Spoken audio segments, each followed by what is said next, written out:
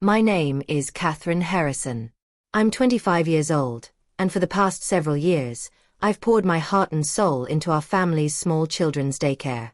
I'm the one who's there every day, wiping tears, breaking up fights, cleaning up endless messes of paint, glitter, and juice spills.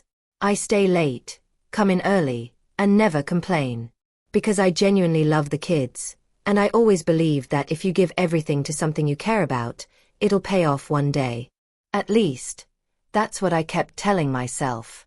One evening, I was in the little office finishing paperwork when my mom walked in with my older sister, Samantha.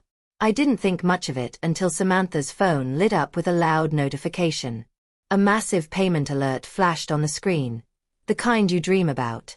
Her eyes lit up, she smirked, and tilted the phone toward Mom. "Wow, that came through quick," she said, all casual. "Thanks for the transfer, Mom. You really didn't have to send that much." My stomach dropped. Transfer? For what? I couldn't help myself. "Wait, you got paid for helping at the daycare?"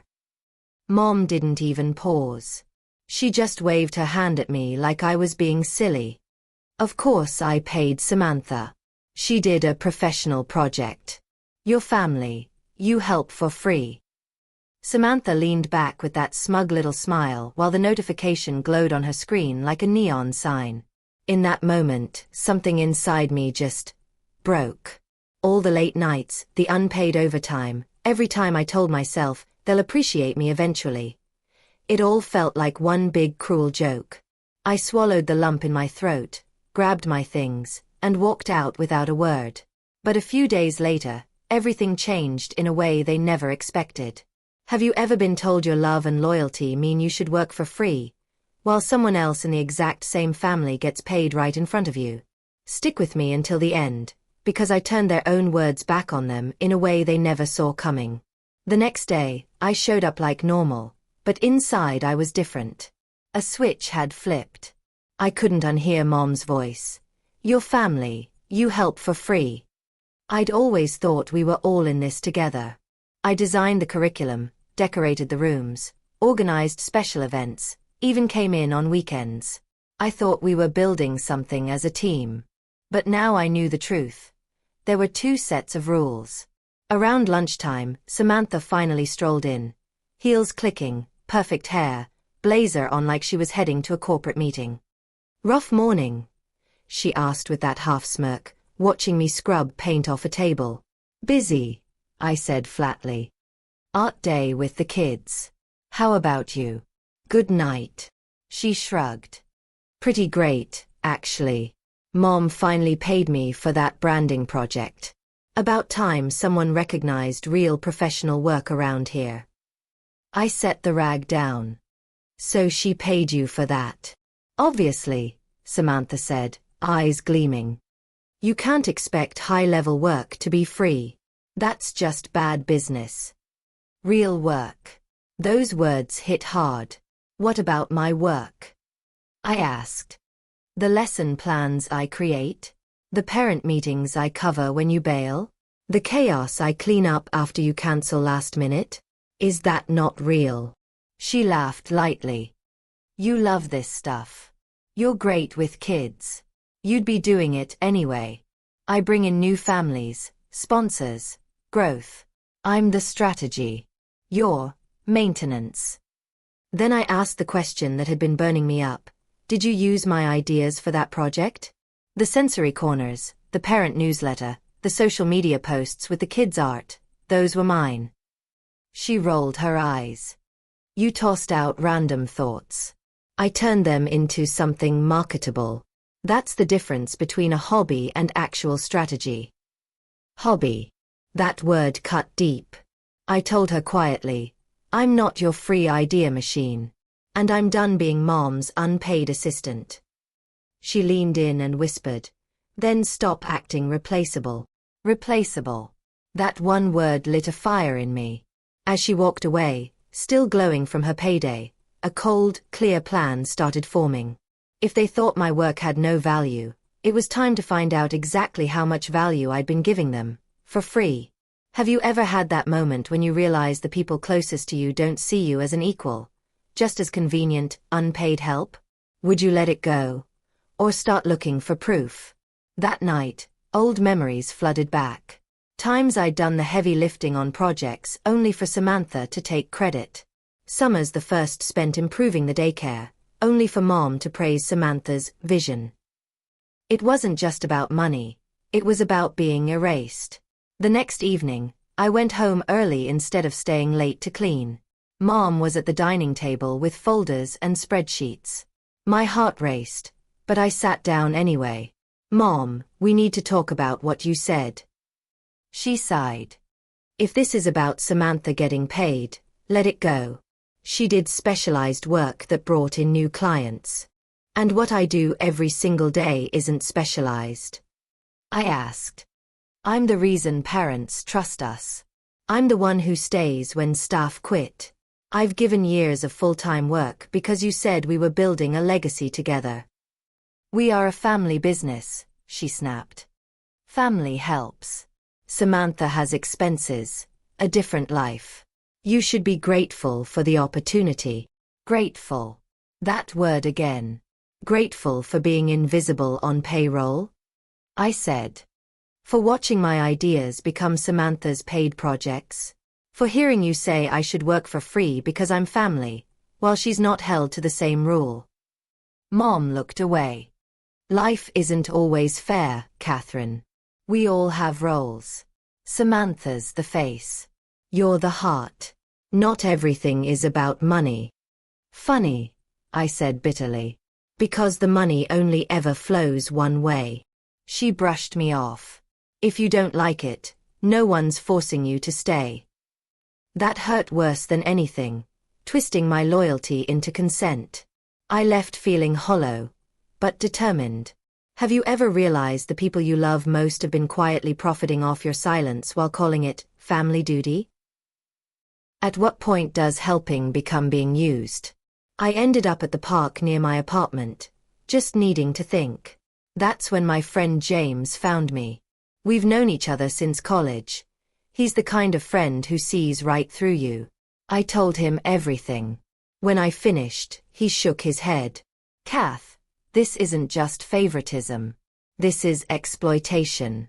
If this were any other job, people would be outraged. You've worked full-time for years with no real pay, while Samantha gets big checks for showing up occasionally and repackaging your ideas." He asked who controlled the finances. Mom and Samantha, of course. I was never included. "Then you need evidence," he said. "Bank records, payroll, emails, anything that shows the truth. Feelings won't change their minds. Proof will." Digging felt like betrayal, but staying blind felt worse.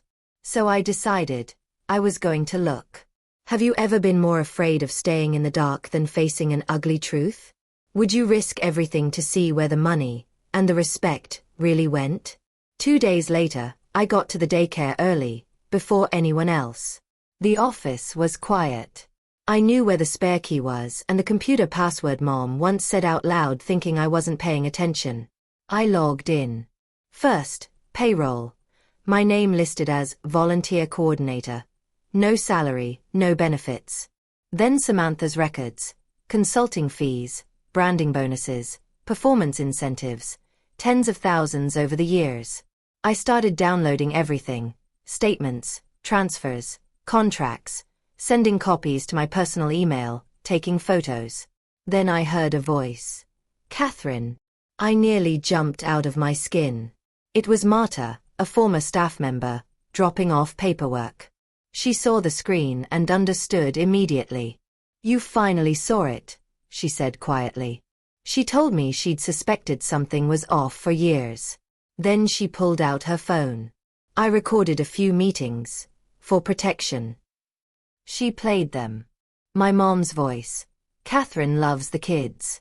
She'll never leave, even if we don't put her on payroll yet. It's all for family. Samantha, why pay her when she's doing it for free? We'll see later." Another clip. Mom brushing off Marta's questions about unpaid overtime, talking about phasing out anyone who complained. I felt sick. But I forwarded the files to myself. Marta said, "You're not crazy. This is real. And it's wrong." Just then, Mom arrived. We quickly closed everything and pretended we were just chatting about Marta's reference. But as I left that day, I didn't just have suspicion anymore. I had proof. If you heard your own family casually justifying why you deserve to work for free, would you confront them quietly? Or make sure they could never deny it again? With the evidence in hand, I stopped being angry and started being strategic. I showed everything to James first. He listened to the recordings, looked at the numbers and said, "They built this whole system assuming you'd never push back." I knew what I wanted. For them to admit it. Out loud. With consequences. So I invited Mom and Samantha to my apartment for a family dinner to discuss the daycare's future. I said I had ideas and wanted to formalize my role. They bought it. Mom even sounded proud that I was thinking bigger. The night came. I kept dinner simple. James was there as a friend interested in childcare investment, to keep things calm. We ate, made small talk. Then I set my fork down. "Let's talk about compensation," I said. "Specifically mine, for years of full-time work with zero formal pay." Mom tried the usual lines. The business wasn't profitable enough yet. Samantha's work was different, documented. I didn't let her finish. "I've seen the payroll reports. I know exactly how much Samantha's been paid, and how often. Tens of thousands. While I got nothing. Samantha accused me of snooping. "I work there," I said. "These records affect me directly." Then I played the recordings. Mom's voice filled the room. "She'll never leave. Why pay her when she's doing it for free?" You could have heard a pin drop. Mom went pale. Samantha turned red and called it out of context. I told them I had more recordings, timestamps, everything. James spoke up calmly. "From the outside, this looks really bad, especially if licensing boards or labor authorities ever saw it." Samantha snapped. "So you're blackmailing us?" "No," I said. "I'm refusing to let you call exploitation family love anymore. I want back pay at a fair rate, a real contract with salary and benefits, transparent payroll for all staff, and real change. Or I take everything I have to the proper authorities." Silence. Finally, Mom whispered, "You do that? To your own family?" "You did this to me first," I said quietly. "I'm just refusing to stay silent. Have you ever watched the people who've taken you for granted realize you won't fit in their box anymore? Would you back down? Or make them choose between real change and exposure?" In the weeks that followed, Mom tried small offers. A modest salary, no back pay, gradual changes. Same old pattern, do the bare minimum and hope I'd accept it for family. But I'd already spoken to a legal advisor. I knew my rights. And I had support from former staff with similar stories. Eventually, the fear of real consequences won. They agreed to an external audit. The numbers exposed everything. Years of inflated consulting fees to Samantha, missing staff bonuses, skewed compensation. Samantha was removed from any official role. Some of the money she'd received was returned or redistributed to underpaid staff. I got a proper contract, salary, benefits, and significant back pay. Not every penny I deserved, but enough to matter. All staff roles were reviewed and made fair. Time tracking and transparent bonuses became standard. My relationship with Mom and Samantha didn't magically fix itself. There were tense silences, half apologies, and moments I had to remind them the rules had changed. Mom once asked, voice breaking, "Do you really think I don't love you?" "I know you love me," I told her. "But love that demands one person sacrifice everything while another profits isn't the kind of love I'll accept anymore." Samantha and I barely speak now.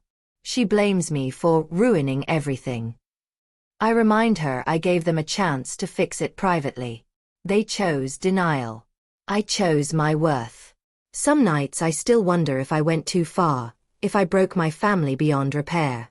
But then I remember Mom saying I'd never leave even without pay. And I know this wasn't just about money. It was about what they thought I was worth.